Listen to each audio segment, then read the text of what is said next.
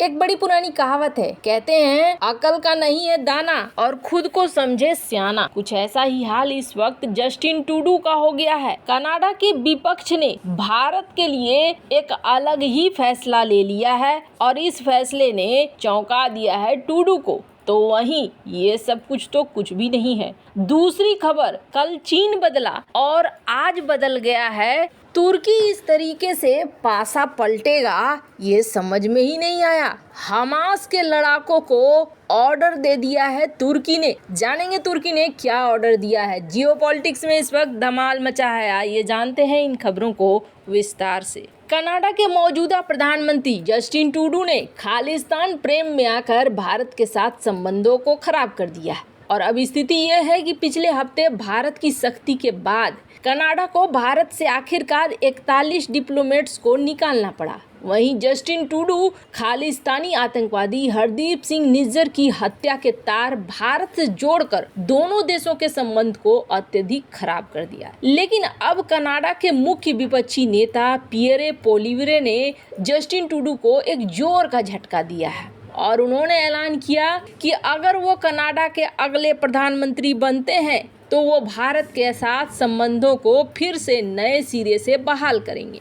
Pierre पोलिवेरे का ऐलान हुआ। उन्होंने साफ साफ शब्दों में कहा, हिंदुओं और हिंदू मंदिरों पर होने वाले हमलों को किसी भी सूरत में बर्दाश्त नहीं किया जाएगा। उनका साफ इशारा खालिस्तानियों की तरफ था जो कनाडा में अक्सर हिंदू मंदिरों पर बर्बर हमले करते रहते हैं। कनाडा की कंजर्वेटिव पार्टी के प्रमुख और विपक्षी नेता पियरे पोलिवेरे ने कहा कि प्रधानमंत्री जस्टिन ट्रूडो 8 साल तक सत्ता में रहने के बाद भारत के साथ तनावपूर्ण संबंधों की कीमत के लायक नहीं है। उन्होंने आगे कहा कि जब वो कनाडा के प्रधानमंत्री का पद संभालेंगे तो भारत और कनाडा के बीच रिश्ते को बहाल करेंगे। पोलिवेरे ने नमस्ते रेडियो टोरंटो के साथ एक इंटरव्यू में कहा कि हमें भारत सरकार के साथ प्रोफेशनल रिश्ते बनाने की जरूरत है। भारत दुनिया का सबसे बड़ा लोकतंत्र है और हमारी असहमति होना, एक दूसरे को जवाबदेह ठहराना ठीक है, लेकिन हमें एक प्रोफेशनल रिश्ता रखना होगा और जब मैं इस देश का प्रधानमंत्री बनूंगा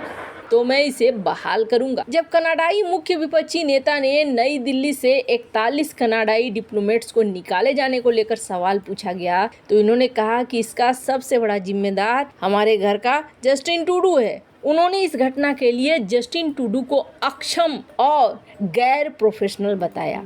उन्होंने कहा कि कनाडा अब भारत सहित दुनिया की लगभग हर प्रमुख शक्ति के साथ बड़े विवादों में। कनाडा में हिंदू मंदिरों में तोड़फोड़ की रिपोर्ट के बारे में कनाडा की विपक्षी नेता ने कहा, मेरा मानना है कि जो लोग हिंदू मंदिरों में संपत्ति को नुकसान पहुंचाते हैं या लोगों को नुकसान पहुंचाते हैं उन्हें किसी अन्य मामले की तरह ही आपराधिक आरोपों का सामना करना चाहिए। कनाडा के प्रधानमंत्री जस्टिन ट्रूडो द्वारा खालिस्तानी आतंकवादी हरदीप सिंह निज्जर और भारत सरकार के बीच संभावित संबंध होने का दावा करने के बाद भारत और कनाडा के बीच राजनयिक संबंधों में खटास आ गई।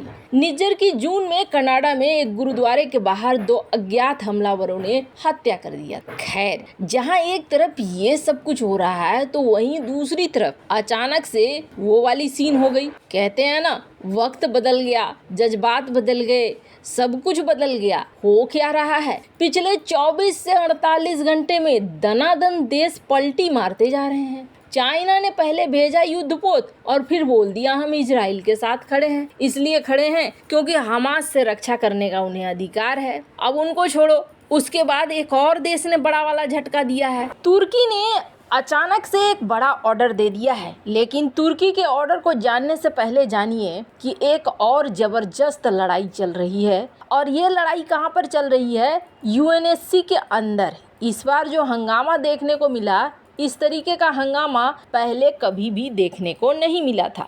इस हंगामे में जहां यूनाइटेड स्टेट में बहस हो रही थी कि किस तरीके से सिविलियंस को बचाया जाए, गुटरेस जो कि चीफ हैं, उन्होंने कहा कि बेहद जरूरी है सिविलियंस को बचाना। और जहां तक बात है लेबनान, सीरिया, ईरान, इन देशों का एक ही कहना था कि इजराइल यहाँ पर दोषी है। ईरान थोड़ा सा हटकर ये बोला कि अमेरिका ने हमारे ऊपर दोष लगा दिया, ये दोष लगाना गलत है। पर यूएनएससी में जब बहस हो रही थी ना, तो मुझे कुछ चीज़ें एकदम से अलग लगी। कल चाइना का जो स्टेटमेंट था वो अलग लगा और यूएनएससी में रूस का स्टेटमेंट अलग लगा। रूस ने एकदम से साफ साफ बिल्कुल भी कुछ नहीं कहा। स्क्रीन पर देखिए आप, रूस ने ये कहा कि 7 अक्टूबर को जो हुआ वो बहुत ही ज़्यादा भयानक और उसके बाद के जो घटनाक्रम होने लगे एक के बाद एक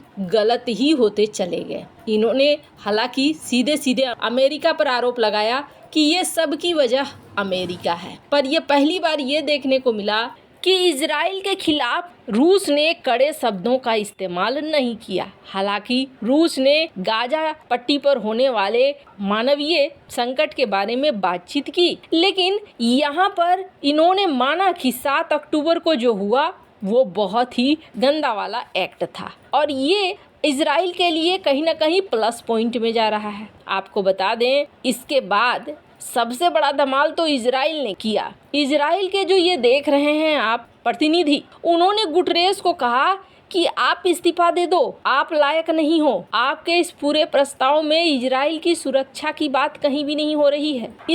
इसके अलावे जो ठोस अंदाज में बात करते हुए देश दिखा वो दिखा जर्मनी। जर्मनी की विदेश मंत्री ने कहा एकदम खुल्लम खुल्ला कि देखो, नाजी शासनकाल में यहूदियों पर अत्याचार हुए, लेकिन हम नहीं चाहते हैं कि और यहूदियों पर कोई अत्याचार हो। जर्मनी के लिए इजराइल की सुरक्षा किसी भी तरीके से इसमें कोताही नहीं बरती जा सकती है और इजराइल को हक है कि वो आतंकवाद के खिलाफ अपनी रक्षा करे। स्क्रीन पर आप आर्टिकल देख सकते हैं। पहली बार मैंने देखा कि जर्मनी एकदम खुलकर बोल रहा है। इसके चांसलर भी जब आए थे तो वो भी बिल्कुल खुलकर ही बोले थे। यहाँ पर रूस के थोड़े से बदलते हुए तेवर दिखे। कल हमने चाइना के तेवर बदलते हुए देखे और आज जाकर हमने तुर्की के अर्दोगन के बदलते हुए तेवर देखे। स्क्रीन पर एक आर्टिकल देखिए।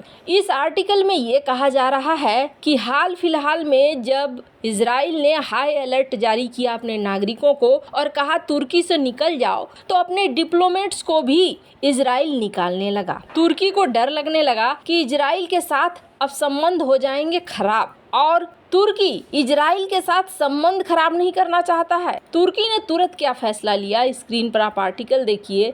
हमास के बड़े लीडरों को अपने देश से निकाला दे दिया। इस्माइल हनी ये वो शख्स हैं जब 7 अक्टूबर को हमला हो रहा था ये जश्न मना रहे थे इजराइल पर हुए हमले का और इनका वीडियो सोशल मीडिया पर बहुत ज़्यादा वायरल हुआ था। अब जाकर तुर्की के राष्ट्रपति ने यहाँ पर हमास के लीडर को निकलने के लिए कह दिया है। अचानक से ये सारा कुछ कैसे हो रहा है, तो आपको बता दें ये सब कुछ इसलिए हो रहा है क्योंकि अरब देश भारत एक तरफ खड़े हैं। यूएई और सऊदी अरब और भारत एक साइड खड़े हो गए हैं और हमास की निंदा सब कर रहे हैं। ऐसे में अब ये देश भी हमास के साथ रिश्ते रखते थे, ये भी अब अपना अपना पल्ला झाड़ रहे हैं। वैसे इन सब मामले में आपकी क्या राय है, कमेंट कर जरूर बताएं। जल्द मिलते हैं अगले वीडियो में नई खबर के साथ।